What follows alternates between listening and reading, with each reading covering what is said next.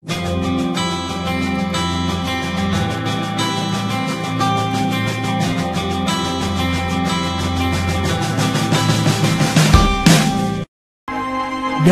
adalah salah seorang Yahudi yang ditawan di Babel. Ia percaya kepada Tuhan dan berdoa padanya 3 kali sehari. Tuhan memberkati Daniel sehingga ia menjadi pemimpin yang berkuasa di negeri itu.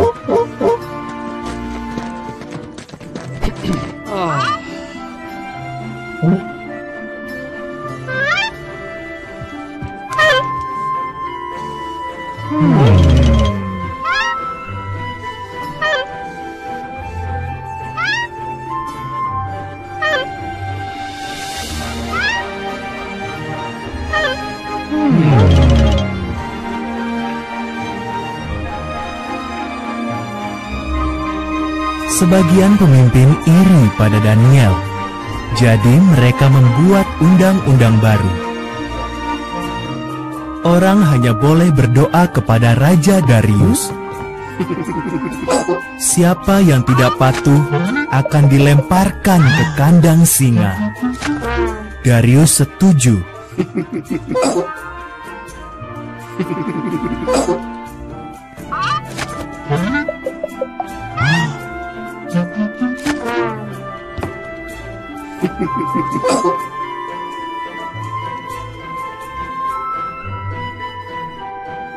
Daniel tetap berdoa pada Tuhan, jadi ia ditangkap. Darius sedih sebab ia menyukai Daniel.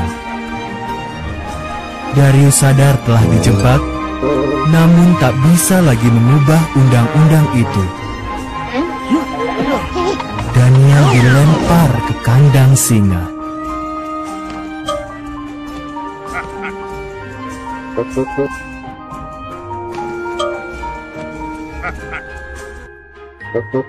Singa-singa itu mengaum dan merangkak ke arah Daniel.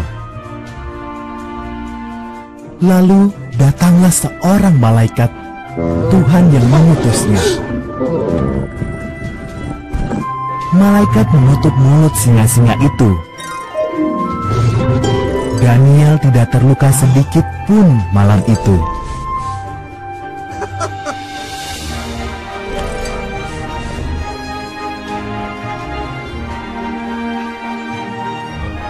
Saat fajar, Darius datang untuk melihat apakah Daniel masih hidup. Tuhan mengutus malaikatnya untuk menyelamatkan aku, kata Daniel. Raja amat bergembira. Daniel ditarik keluar dari kandang singa. Selamat hari Minggu adik-adik. Kali ini kita bertemu kembali. Kita akan bersama-sama merenungkan firman Tuhan. Sebelum merenungkan firman Tuhan, mari kita bersama-sama berdoa. Tuhan Yesus, kami berterima kasih kalau hari ini kami boleh bertemu dengan adik-adik, walaupun hanya melalui YouTube atau yang lainnya. Kami berterima kasih untuk kesempatan yang Tuhan beri bagi kami. Beri pemahaman bagi kami, mengerti setiap firman dan kebenaran-Mu, dan kami menjadi pelaku yang setia dari firman-Mu. Dalam nama Tuhan Yesus kami berdoa. Amin. Adik-adik ingat, beberapa waktu yang lalu, kakak pernah menyebut ada istilah, Alkitab adalah firman Tuhan. Saya cinta firman Tuhan. Ingat? Oke. Kalau gitu, sama-sama kita ulang. 1, 2, 3. Alkitab adalah firman Tuhan. Saya cinta firman Tuhan. Sekali lagi, Alkitab adalah firman Tuhan.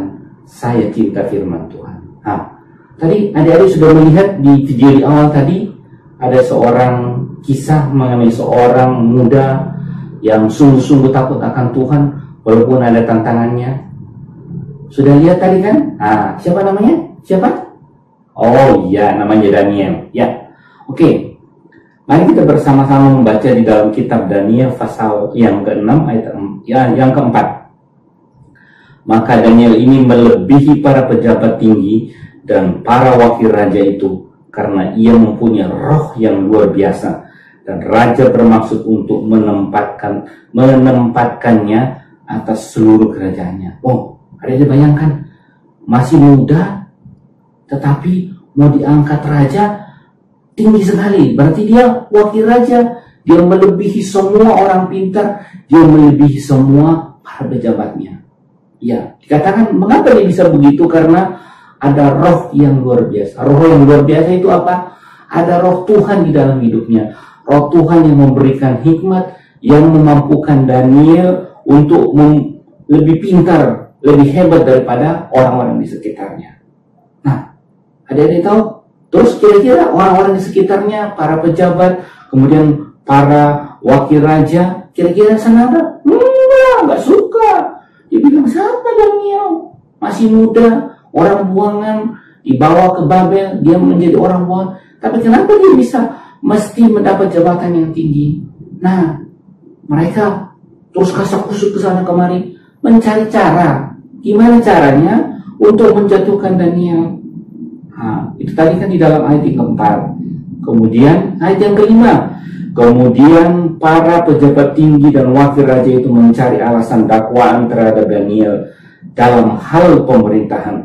Tetapi mereka tidak mendapat alasan apapun atau sesuatu kesalahan, sebab ia setia dan tidak ada didapati sesuatu kelalaian atau sesuatu kesalahan padanya. Wih, luar biasa. Mereka kasih cari semua, dalam korupsi, dalam pemerintahan, apa semua soal waktu. Nggak temuin. Tidak ada satupun kesalahan yang bisa dituduhkan untuk menjatuhkan Daniel. Tidak ada. Lalu ayat yang ke-6, masih Daniel pasal yang ke-6, ayat yang ke-6. Maka berkatalah orang-orang itu, kita tidak akan mendapat suatu alasan dakwaan terhadap Daniel ini, kecuali dalam hal ibadahnya kepada Allahnya. Oh, mereka tahu. Mereka kan selidiki mematai Daniel. Setiap hari dikatakan bahwa Daniel berdoa, kalau tidak salah 3 kali dalam sehari, dia berdoa menghadap ke Yerusalem. Dia berdoa kepada Tuhan. Dan orang-orang yang gak suka tahu kebiasaan Daniel. Mereka lihat, wah itu bisa untuk menjatuhkan. Mereka cari cara, cari siasat untuk menjatuhkan Daniel. Ayat yang ke-7, kemudian bergegas-gegaslah para pejabat tinggi dan wakil raja menghadap raja serta berkata kepadanya, ya Raja Darius, kekalah hidup Tuanku. Semua pejabat tinggi kerajaan ini, semua penguasa dan wakil raja, para menteri dan bupati telah mufakat supaya dikeluarkan kiranya suatu penetapan raja dan ditetapkan suatu larangan agar barang siapa yang dalam 30 hari menyampaikan permohonan kepada salah satu dewa atau manusia kecuali kepada Tuanku ya Raja, maka ia akan dilemparkan ke dalam gua singa. Oleh sebab itu ya Raja, keluarkan larangan itu dan buatlah surat perintah yang tidak dapat diubah menurut undang-undang orang Media dan Persia yang tidak dapat dicabut kembali. Sebab itu Raja Darius membuat surat perintah dengan larangan itu. Raja tahu nggak kira-kira adik? Tidak, Raja nggak tahu bahwa itu akal-akalan para pejabat tinggi, para wakil raja untuk menjatuhkan siapa? Menjatuhkan Daniel. Karena mereka tidak temukan cara lain kecuali cara Daniel beribadah, cara Daniel sembahyang. Itu saja. Lalu Daniel kira-kira dengar, Daniel pasti dengar bahwa orang kasak kusuk mencari cara menjatuhkan dia. Kemudian mereka menemukan salah satu cara. Jadi selama 30 hari orang yang berdoa harus meminta kepada raja, bukan kepada dewa yang lain, bukan kepada Allah yang lain. Tetapi apa yang Daniel lakukan? Ayat yang ke-11. Ayat ke-11 berbunyi demikian. Demi didengar Daniel bahwa surat perintah itu telah dibuat, pergilah ia ke rumahnya, dalam kamar atasnya ada tingkap-tingkap yang terbuka ke arah Yerusalem. 3 kali sehari ia berlutut, berdoa, serta memuji Allah seperti yang biasa dilakukannya. Nah, walaupun Daniel tahu bahwa raja sudah mengeluarkan undang-undang bahwa dalam 30 hari harus meminta atas nama raja, Daniel lakukan nggak? Tidak. Daniel hanya menyembah Allah yang hidup yang sudah dilakukannya selama ini. 3 kali sehari dia berdoa, berlutut, menyembah ke arah Yerusalem, berdoa kepada Tuhan, memuji Allahnya seperti yang biasa dilakukannya. Nah, orang-orang yang tadi yang siasat kira-kira di rumah, justru mereka cari kesempatan. Daniel enggak mintanya sama siapa, atas nama raja atau atas nama yang lain. Ternyata dia tidak. Dia tetap berdoa seperti biasa. Kemudian mereka datang kepada raja. Mereka bilang, Raja Darius, bukankah raja yang sudah mengeluarkan aturan bahwa dalam 30 hari orang harus berdoa meminta atas nama raja? Tapi hanya satu orang yang tidak taat kepada perintah raja. Orang itu namanya Daniel. Kaget raja. Daniel. Raja baru sadar bahwa undang-undang yang dibuat itu, yang diusulkan oleh para pejabat tinggi dan wakil raja itu adalah sebenarnya sasarannya bukan siapa-siapa, tetapi Daniel.